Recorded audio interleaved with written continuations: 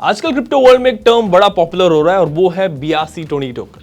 And अगर आप crypto में इन्वेस्ट करते हैं, क्रिप्टो में इंटरेस्टेड है, तो आपको इनके बारे में पता होना चाहिए। बिकॉज बिटकॉइन की ब्लॉकचेन पर अगर कुछ हो रहा है तो उससे बिटकॉइन पर असर पड़ता है। एंड अगर बिटकॉइन पर किसी चीज़ का इंपैक्ट पड़ता है तो पूरी मार्केट, जो क्रिप्टो की मार्केट है, उस पर इसका असर होता है। BRC20 टोकन बड़े पॉपुलर हुए हैं, लोगों ने इसमें बड़े पैसे भी कमाए, तो इसके बारे में आपको पता होना चाहिए। सो BRC20 टोकन कुछ ऐसे ही है बेसिकली जैसे ERC20 टोकन है इथेरियम ब्लॉकचेन पर, जिनमें आप ट्रेड भी करते हो। मैटिक है, शिब, माना, सैंड, ये सब ERC20 टोकन के एग्जाम्पल हैं।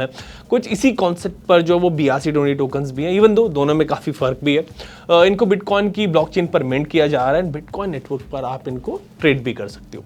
एंड कहा जा रहा है कि इनसे बिटकॉइन नेटवर्क पर बड़ा इंपैक्ट पड़ सकता है। सो BRC20 टोकन क्या है, चलो आज समझते हैं बिटकॉइन फाउंडर काशिफ रजा से।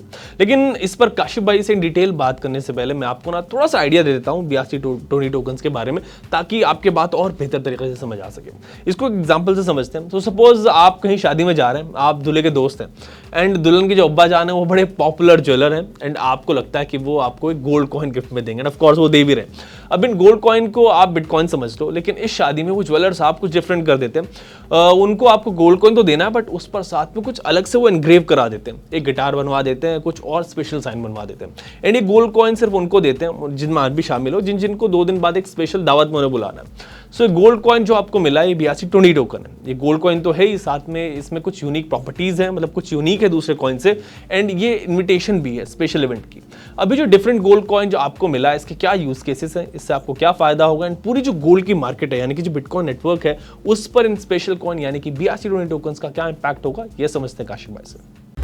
हाय काशिफ भाई, वेलकम टू अनकट। आजकल BRC20 टोकन बड़े ट्रेंड में, हर जगह इन्हीं की बात हो रही है। सो ये BRC20 टोकन क्या है, क्यों इतने पॉपुलर हैं, जरा आप ये समझाएं हमारे व्यूअर्स को। ओके, सो BRC20 टोकन्स का आप इसको सरल भाषा में इस तरीके से समझिए कि बिटकॉइन के ऊपर बिटकॉइन के ऊपर स्मार्ट कॉन्ट्रैक्ट्स नहीं है। बिटकॉइन एक प्योर एक डिसेंट्रलाइज नेटवर्क है जिसके ऊपर आप बिटकॉइन को पीयर टू पीयर भेज सकते हो बिना किसी थर्ड पार्टी पे रिलाय किए, है ना। तो आप अगर मैं आपको भेजना चाहूँ, आप किसी और को भेजना चाहो, तो आपको बिना किसी थर्ड पार्टी पे रिलाय किए आप बिटकॉइन को ट्रांसफर कर सकते हो।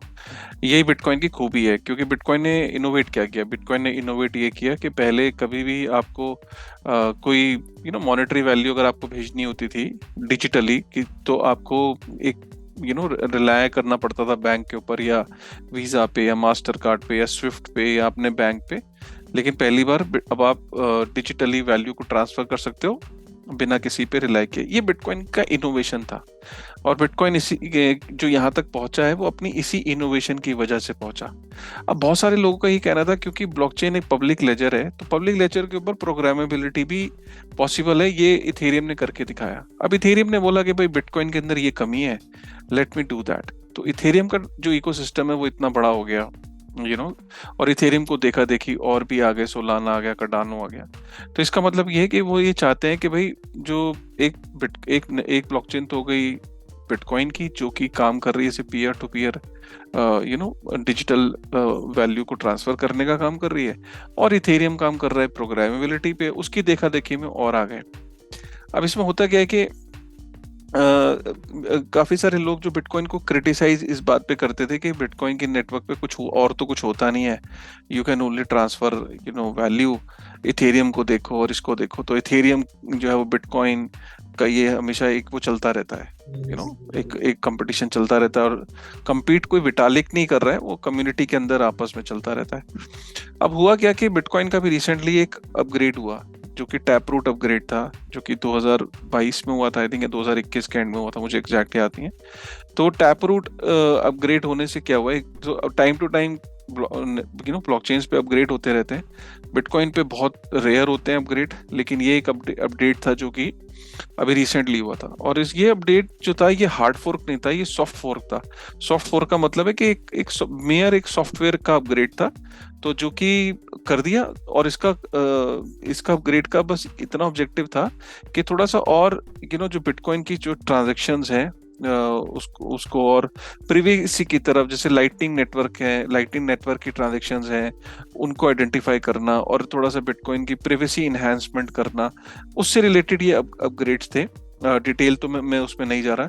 अब इसमें हुआ क्या कि इस अपग्रेड से एक चीज हुई कि अचानक किसी एक डेवलपर, क्योंकि डेवलपर काम करते रहते हैं बिटकॉइन पे, उसको रियलाइज हुआ कि टैपरूट अपग्रेड के बाद अब आप एक चीज हुई है, वो ये कि आप सतोशीज को आप ट्रैक कर सकते हो। सतोशीज को ट्रैक करने का मतलब ये कि अगर मैंने 10 रुपए का नोट आपको दिया तो मैंने उस पर पेंसिल से साइन बना दिया, तो जब 10 रुपए का नोट मैंने आपको दिया, अब आपके पास वो निशानी के तौर पे मैंने आपको दिया, तो अब आपको पता है कि यार ये आपके पास हजारों लाखों नोट हैं, उसमें से आप मेरा वाला नोट पहचान लोगे, क्योंकि आप कहोगे कि यार ये वाला काशिफ भाई का है, क्योंकि उन्होंने मुझे इस पे साइन बना के दिया था या अपना ऑटोग्राफ कर दिया था।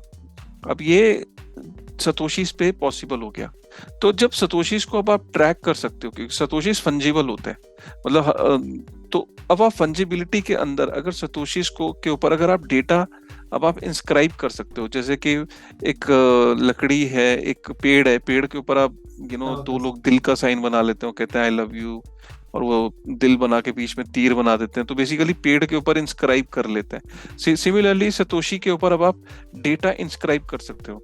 अब जब आप सतोशीज पे डेटा इंस्क्राइब कर सकते हो और सतोशीज को जब आप ट्रैक कर सकते हो, ट्रेसेबल बना सकते हो, तो इसका मतलब क्या है, जैसे जैसे वो सतोशी मूव करेगा ब्लॉकचेन पे, उसके साथ वो डेटा ट्रैवल करेगा। इसका मतलब क्या है कि अगर आपने कोई इमेज डाली या कोई वीडियो डाला, कोई फोटो डाली, कोई फाइल डाल दी, कुछ भी आपने उस सतोशी के ऊपर इंस्क्राइब कर दिया, तो अब वो ट्रैवल करेगा। इसका मतलब क्या हुआ कि अब आप पिक्चर्स, वीडियोस, म्यूजिक, जो कि अब आप इथेरियम पे एनएफटीज को मिंट कर सकते थे, अब सिमिलरली अब आप बिटकॉइन पे भी एनएफटीज को मिंट कर सकते हो। तो ये हो गया एनएफटीज, ऑर्डिनल्स पहले आए, उसके बाद अचानक क्या हुआ कि किसी ने फिगर आउट किया कि यार अब हम कोड भी डिप्लॉय कर सकते हैं बिटकॉइन के ऊपर, फंजिबल टोकन्स भी मिंट कर सकते हैं। जैसे इथेरियम के इकोसिस्टम पे 250 बिलियन US$ वर्थ की टोकन्स इशू हो चुके हैं, तो उन्होंने बोला कि यार बिटकॉइन के ऊपर हम सिंपल कोड डिप्लॉय करके वहां पे भी टोकन्स को मिंट कर सकते हैं। लोग टोकन्स को मिंट करने लग गए, और जैसे ही ये पहले तो लोग को यकीन नहीं हुआ, लेकिन इसमें ऑडी है, मीम है, पेपे है, ये 3-4 आए, इनको सक्सेस मिली, तो उसके बाद वहां बाढ़ आ गई। तो अब लोगों को ये लगा कि यार अरे जो इथेरियम के ऊपर हो सकता है वो अब बिटकॉइन पे भी हो सकता है। काशिफ भाई, BRC20 टोकन्स के क्या यूज केसेस हैं, क्योंकि लोगों ने इसमें बड़ा पैसा भी कमाया इतने कम वक्त में और लोग इनमें इंटरेस्टेड भी काफी दिख रहे हैं। सो BRC20 टोकन्स का फ्यूचर क्या लगता है, जरा ये भी समझाएं। अभी उसके यूज केस हैं नहीं है, सक्सेस स्टोरीज हैं नहीं है, एक्चुअल में ये इतना स्केलेबल जैसे इथेरियम भी स्केलेबल नहीं है, लेकिन इथेरियम की तरह क्या ये ऑपरेट करेंगे, क्या इसमें यूनिस्वैप आएगा, क्या इसमें ओपन सी टाइप का कुछ आएगा, क्या इसमें आवे जैसा बैंक आएगा, डिसेंट्रलाइज बैंक्स आएंगे, लेंडिंग लिक्विडिटी प्रोटोकॉल्स आएंगे, अभी ये कहना बहुत मुश्किल है। लेकिन हाँ, क्लेम ये किया जा रहा है कि हाँ जो भी इथेरियम के ऊपर है वो BRC पे आएगा, तो लोगों का एकदम जो रुझान है वो अचानक BRC20 टोकन में बढ़ गया। लोग अब वहाँ पे शिल भी कर रहे हैं, वहाँ टोकन मिंट करना बहुत ज़्यादा आसान है, तो 14-15 हज़ार टोकन रातों रात मिंट हो चुके हैं। अब आपको पता ही नहीं कि कौन सा सही है कौन सा गलत है। अब इसमें लोग काफ़ी सारा नुकसान भी कर रहे हैं, क्योंकि देखिए ऐसा होता है कि जो फर्स्ट मूवर एडवांटेज होती है, पीछे से आपको दिल्ली जाना था, अब आप घर से चले, आपका एक जो दोस्त था वो टाइम पे निकला, तेजी से गया और प्लेटफॉर्म पे पहुंच गया। प्लेटफॉर्म पे पहुंचने के बाद उसने राजधानी पकड़ ली, आप भी गए, आप उससे 5 मिनट लेट निकले, आप स्टेशन पे पहुंचे, आपने राजधानी नहीं पकड़ी, आपने असम दिल्ली एक्सप्रेस पकड़ ली। ठीक है, तो स्टेशन पे पहले कौन पहुंचेगी? दिल्ली पे राजधानी एक्सप्रेस पहले पहुंचेगी, तो जो पहले पहुंचा वो निकल लिया। अब आप असम दिल्ली एक्सप्रेस पे पहुंच गए, अब आपको पता ही नहीं आप कितने पहुंचोगे, टाइम पे पहुंचोगे नहीं पहुंचोगे, so these are the kind of things. Early mover advantage लोग ले चुके हैं। अब जो लोग इसमें एंटर कर रहे हैं वो सोच रहे हैं कि हम भी, लेकिन पहले ही कुछ टोकन्स वहाँ 150-160% चिल हो चुके हैं, पंप कर चुके हैं। अब इसमें एंटर करना इस पॉइंट पे बहुत रिस्की है, क्योंकि और अगर आपको रिस्क फिर भी लेना है तो मतलब अब यह है ना कि कोई चीज पहले ही वो बढ़ चुकी है, अब उसके अंदर वो आपको फोमो हो गया, अब आप उसमें एंट्री कर रहे हैं। आप ना बेसिकली पहले चीज को समझो कि अभी BRC20 क्या ERC20 को या और इकोसिस्टम को किल कर सकता है? क्वेश्चन मार्क है। जब क्वेश्चन मार्क है तो धीरे चलो, कोई ऐसा नहीं है कि आपके हाथ से कुछ बहुत कुछ छूट गया है। टेक को समझो, फिर भी आपको एक्सपोजर लेना है आप ले लो, लेकिन फिर रिस्क बिल्कुल आपका है। ओके काशिफ भाई, BRC20 टोकन्स की वजह से बिटकॉइन पर, जो बिटकॉइन का नेटवर्क है, उस पर क्या असर पड़ रहा है, एंड क्या बिटकॉइन और स्ट्रांग होगा या फिर कुछ इश्यूज या चैलेंजेस भी आ सकते हैं आगे? BRC20 टोकन्स की वजह से क्या हुआ, अचानक बिटकॉइन पे ट्रांजैक्शंस बहुत बढ़ गई हैं, वहाँ पे टोकन्स मिंट हो रहे हैं, ट्रांजैक्शंस हो रही हैं। माइनर्स को तो फायदा हो रहा है क्योंकि माइनर्स जो है वो जब बिटकॉइन के ब्लॉक को माइन करते हैं तो उन्हें बिटकॉइन मिलता है रिवॉर्ड में 6.25 BTC। और आपका एक चीज़ जो रिवॉर्ड में मिलती है वो ट्रांजैक्शन फीस, जो ट्रांजैक्शन फीस होती है, जितनी भी ट्रांजैक्शन होती है उस ब्लॉक के अंदर वो फीस मिलती है रिवॉर्ड के अंदर। तो अब आपको माइनर्स की तो चांदी हो गई, उनको एडिशनल सोर्स ऑफ इनकम हो गया, लेकिन एक छोटा एक कोई ट्रांजैक्शन है, कोई व्यक्ति है वो $10 या $20 की ट्रांजैक्शन करना चाह रहा है L1 पे, या $100 की करना चाह रहा है, तो उसको $20 की फीस देनी पड़ रही है। फिर ये ऑब्वियसली जो बिटकॉइन का जो पर्पस था कि इसको हर बंदा यूज कर पाएगा स्मॉलर ट्रांजैक्शंस के लिए, वो कहेगा भाई मैं क्यों करूंगा यार, $100 भेजने के लिए मुझे $20 लग रहे हैं। तो फिर इसमें और जो लेगेसी जो बैंकिंग सिस्टम है उसमें क्या डिफरेंस है। हाँ, इसके स्केलेबल सॉल्यूशंस बन रहे हैं, लाइटनिंग है एंड ऑल दैट, बट अभी उनमें वक्त लग रहा है। मुझे ऐसा लग रहा है कि BRC बिटकॉइन के नेटवर्क पे ये जो डेवलपमेंट आई ये वक्त से पहले आ गई, और इसमें काफ़ी सारे डिवाइड पैदा हो रहा है। काफ़ी सारे अब जो डेवलपर्स हैं वो ये कह रहे हैं, जैसे ल्यूक डाशनर है जो सबसे पुराना बिटकॉइन कोर का डेवलपर है, जो सतोशी नाकामोटो के बाद से, जब से बिटकॉइन कोर चल रहा है उसके बाद से वो बहुत पुराना है, 2011-12 से वो डेवलपर है। वो भी इसके अगेंस्ट है, वो भी कह रहा है कि यार हमें स्पैम फिल्टर लगाना चाहिए था जब ये टैप रूट का अपग्रेड हो रहा था, क्योंकि अगर हम स्पैम फिल्टर लगा देते तो ये ऑर्डिनल्स और BRC20 टोकन्स, वो कह रहा अभी भी लेट नहीं है, हम अभी भी कर सकते हैं। यू नेवर नो, ये कम्युनिटी 2 भागों में कल को डिवाइड हो जाए और कल को हम बिटकॉइन का फोर्क देख लें, क्योंकि अब ऐसा हुआ है कि बिटकॉइन के सपोर्टर्स में भी 2 भागों में बिटकॉइन बढ़ गया है। सो ख्यालात में एक जो BRC20 को सपोर्ट कर रहे हैं और एक जो सपोर्ट नहीं कर रहे हैं, तो आने वाला टाइम इंटरेस्टिंग है।